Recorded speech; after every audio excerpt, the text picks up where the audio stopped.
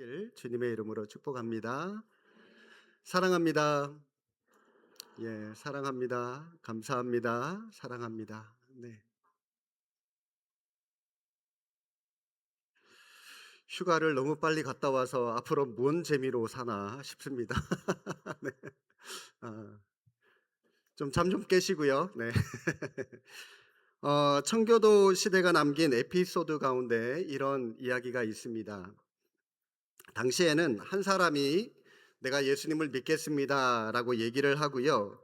교회에서는 그를 교회 회원으로 받아들이기 위해서 교회에 관련된 그런 예배와 관련된 분들과 함께 입교 문답을 하는 그런 관례가 있었다고 합니다.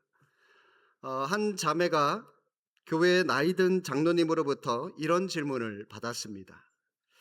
자매님은 예수님을 믿기 전에 자신이 죄인이었다는 사실을 인정하십니까?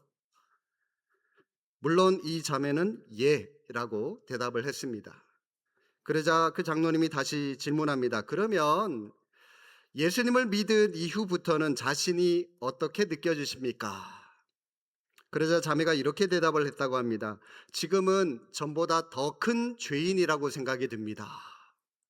이 장로님이 살짝 당황스러웠지만 다시 한번 이렇게 물었다고 합니다. 그러면 예수님을 믿기 전과 예수님을 믿은 후에 달라진 게 무엇입니까? 그 다음에 자매가 이런 말을 했는데 굉장히 유명한 말이 됐어요. 어떤 말을 했냐면, 전에는 제가 죄를 향해 달려가는 죄인이었지만 지금은 죄로부터 도망치고 있는 죄인입니다. 현명한 답이죠? 네. 여러분은 어떻습니까? 죄를 향해서 달려가고 계신가요? 아니면 죄로부터 멀리 떨쳐버리려고, 떠나려고 도망치고 있는 중이십니까? 우리가 그리스도인이라고 되었다라고 하는 것은 죄의 문제와 완전히 끝난 것은 아닙니다. 오히려 사탄은 하나님의 자녀된 우리를, 저와 여러분들을 넘어뜨리고자 더 집요하게 괴롭히고 유혹하는 것이 사탄의 모습이죠.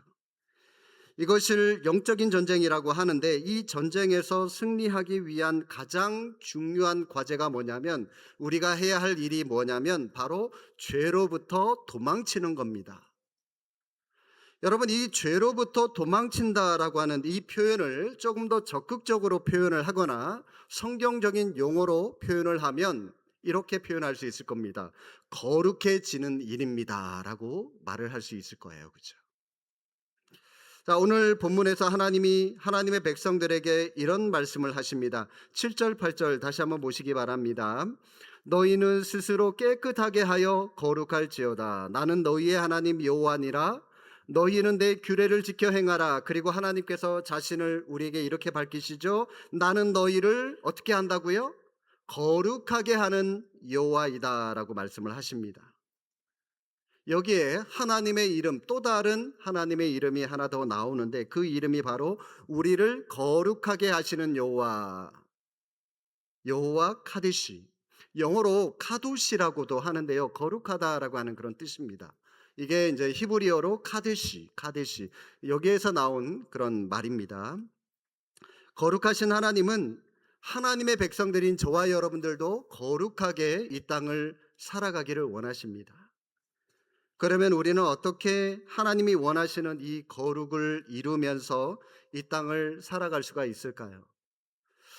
말씀을 묵상하는 가운데 로마서 6장 13절 말씀을 통해서 실제적인 답을 들을 수가 있었습니다. 성경 한번 좀 찾아보시겠습니다. 로마서 6장 13절로 가겠습니다. 자, 신약으로 가십시오. 구약에서 찾으시면 안 됩니다. 자, 신약으로 쭉 가서 롬이라고 하는 글자를 찾으셔서 보시면 6장 13절이고요. 제가 가지고 있는 성경책 약 한 200, 신약 성경 247쪽 부근에 있습니다. 혹시 볼펜을 가지고 계신 분들은 좀 숫자를 좀 체크를 하시면서 보셔도 좋을 것 같아요. 자, 실제적인 대답으로 우리가 거룩하게 살아갈 수 있는 방법에 대해서 성경이 이 로마서가 뭐라고 말씀을 하시냐면, 또한 너희 지체를, 자 동그라미 1번에서 너희 지체를 불의의 무기로 죄에게 내주지 마라. 이게 첫 번째 방법이고요. 두 번째는 오직 너희 자신을 죽은 자 가운데서 다시 살아난 자 같이 하나님께 드리라. 이게 두 번째고요. 세 번째는 너희 지체를 의의 무기로 하나님께 드리는 것. 이게 여러분 우리가 이 땅에서 거룩하게 살아가는 방법이다라고 말씀을 하시는 겁니다. 자, 여러분 이 세 가지 처방 가운데 먼저 자신을 죄에게 내주지 말라라고 말씀을 하시죠. 여기에서 이 내준다라고 하는 말의 원어의 뜻은 갖다 바친다는 거예요. 내 자신을 항복시킨다는 겁니다. 쉽게 말해서 우리가 자신을 죄에게 갖다 바치지 마라. 죄로부터 함부로 쉽게 항복부터 하지 마라. 그런 뜻이 담겨 있는 말이 바로 이 죄에게 내주지 마라라고 하는 그런 뜻입니다.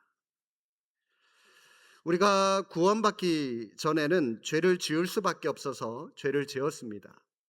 그러나 예수님을 믿고 난 다음에 성령님이 우리 안에 거하신다면 우리는 죄를 짓지 않을 수도 있는데, 그런데 우리는 여전히 죄를 짓죠. 그러므로 참으로 죄에서 승리하는 거룩한 삶을 살아가기를 원하신다면 무엇보다도 우리가 이 죄로부터 승리할 수 있다는 분명한 믿음을 가지고 우리가 이 땅을 살아가야 하는 겁니다. 그리고 나 스스로에게 죄에게 내어주는 그런 어리석은 행동을 하지 않도록 늘 우리 자신을 지키셔야 되는 겁니다.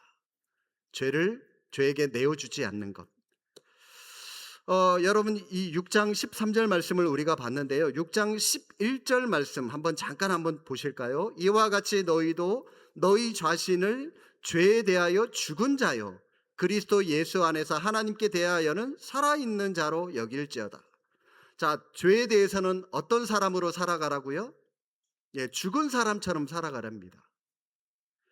죽은 사람은 외부의 어떠한 반응에도 반응하지 않습니다. 여러분 시체가 가만히 누워 있는데 밖에서 막 그 시체 보고 욕한다고 니들 왜 나 욕해? 그러면서 벌떡 일어나는 경우 봤습니까? 여러분 시체가 미워하고 화내고 시기하고 질투하는 것 보셨습니까? 시체는 그냥 시체예요. 외부에서 어떤 반응을 주고 충격을 줘도요, 시체는 그냥 죽은 겁니다. 어떠한 반응도 하지 않습니다. 이처럼 죄 지을 일이 있다면 나는 죽었다 그냥 생각하고요, 죄에 대해서 반응하지 마라, 이겁니다. 여러분 어느 주일학교 선생님이 아이들에게 이런 질문을 했다고 합니다. 여러분, 사람들이 착한 일을 하면 천국에 가나요? 자, 여러분 착한 일을 하면 천국에 갈 수 있습니까?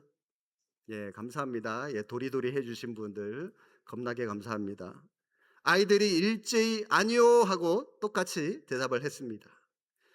그러면 교회를 열심히 다니면 천국에 갑니까? 물었더니 아이들 또다시 아니요 하고 또 동일하게 대답을 했어요. 그래서 이번에는 선생님이 물었습니다. 그러면 어떻게 천국에 갑니까? 아이들이 뭐라고 대답했는지 아십니까? 죽어야 천국 갑니다. 맞는 말이에요. 죽어야 가죠. 그런데 여러분 이 죽음은 천국에 가는 길뿐만이 아니라 거룩의 길이기도 합니다. 우리의 옛사람이 죽어야 우리는 새 사람으로 다시 살아나는 거고요.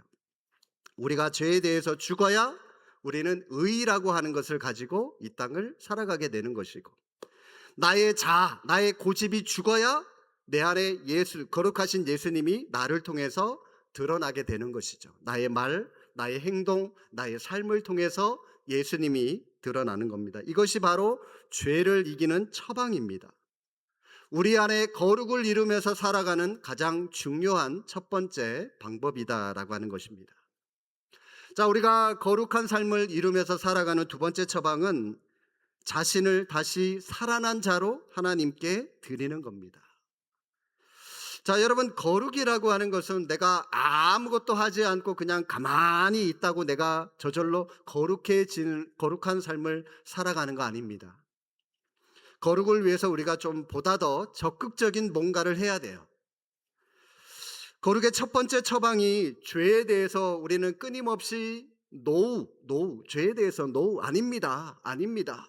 거절하는 것이라고 말씀을 드렸어요. 자, 그렇다면 두 번째 처방은 하나님을 향해서는 끊임없이 예스 해야 될까요? 노우 해야 될까요?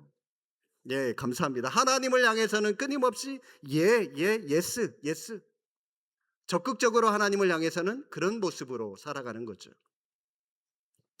로마서 6장 13절, 우리가 동그라미 2번 쳤죠. 거기에 다시 한번 말씀을 보시면, 오직 너희 자신을 죽은 자 가운데서 다시 살아난 자 같이 하나님께 드리라.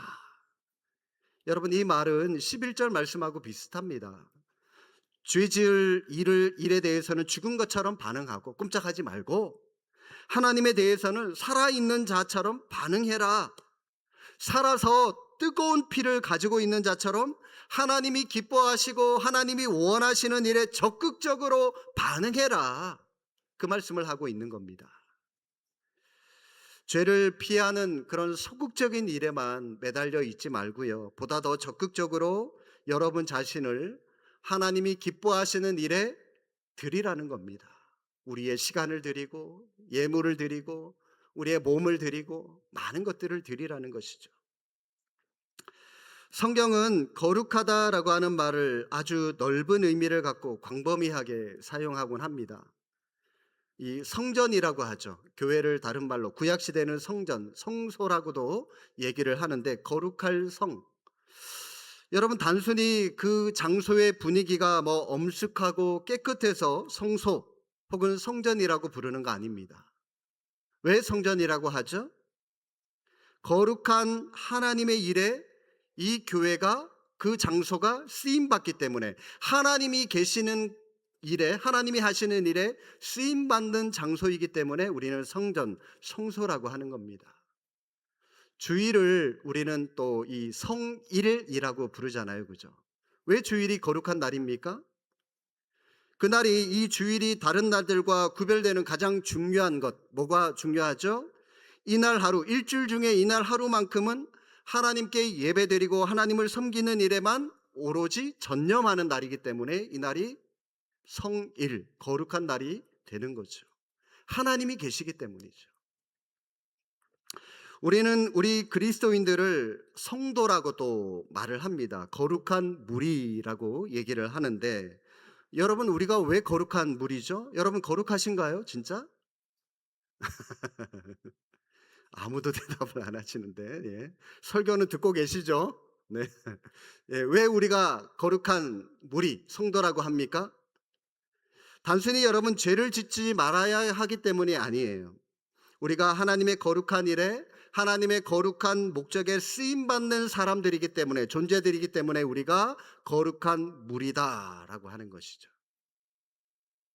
그러므로 섬김이라고 하는 것은 우리 성도들에게 선택사항이 아니라 필수사항입니다. 반드시 해야 할 일이라는 겁니다. 그렇기 때문에 여러분, 일주일 중에 단 1시간 예배드리는 것만으로 내가 하나님의 거룩을 이루었다라고 여러분 그렇게 생각하지 마시기 바랍니다.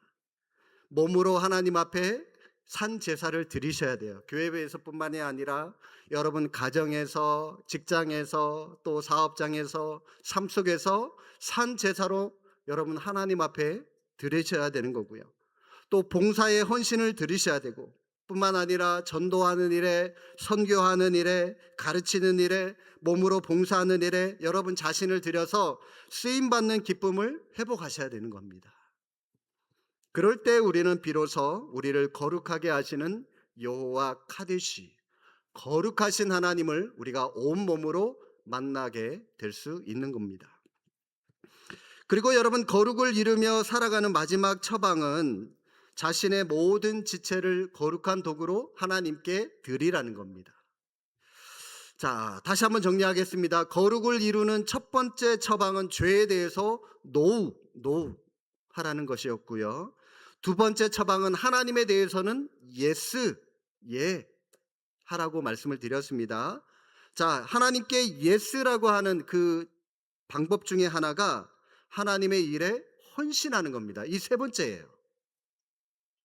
그런데 여러분, 이 헌신이라고 하는 것이 진정한 헌신이 되려면 구체적인 드림의 모습으로 우리의 삶을 통해서 나타나야 되는 겁니다. 그래서 바울은 이 헌신을 가르칠 때마다 마음으로 헌신해라 그렇게 말한 것이 아니라 몸으로 봉사하고 몸으로 산 제사를 드려라, 로마서를 통해서 그런 말씀을 했던 겁니다. 자, 세 번째 동그라미 친 부분 한 번 더 보시기 바랍니다. 너희 지체를 의의 무기로 하나님께 드리라. 그런데 여러분, 이상하지 않습니까? 바울은 왜 너희 몸을 하나님께 드리라 이렇게 말하지 않고 너희 지체를 드려라 왜 그렇게 말을 했을까요? 지체가 뭡니까? 신체의 구체적인 각 부분이 다 지체죠. 머리, 팔, 다리, 손, 발, 이게 다 지체이지 않습니까? 그죠?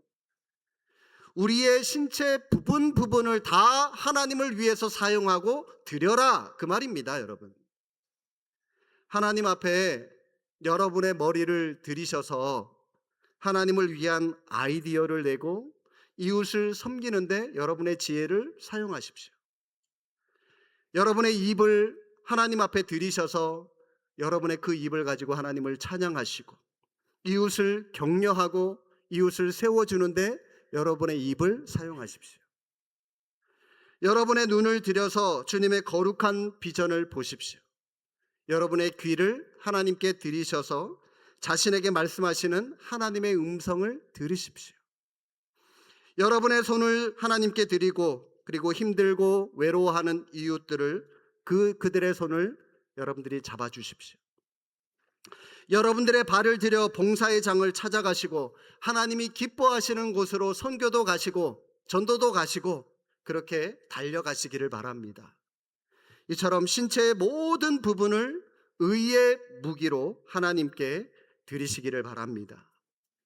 성경은 우리 지체가 단순히 쓰임받는 것만을 말씀하는 것이 아니라 의의 무기가 되어야 된다, 불의의 무기가 아니라 의의 무기가 되어야 한다라고 하는 것을 강조하고 있습니다.